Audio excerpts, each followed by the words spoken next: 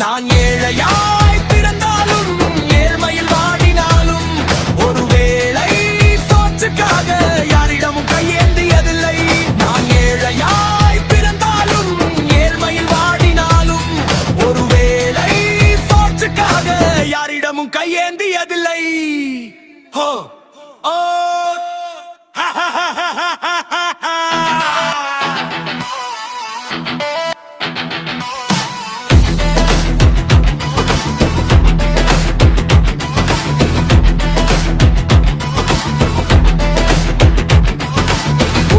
உழைத்தால் முன்னுக்கு வராமல் இருக்க முடியுமா?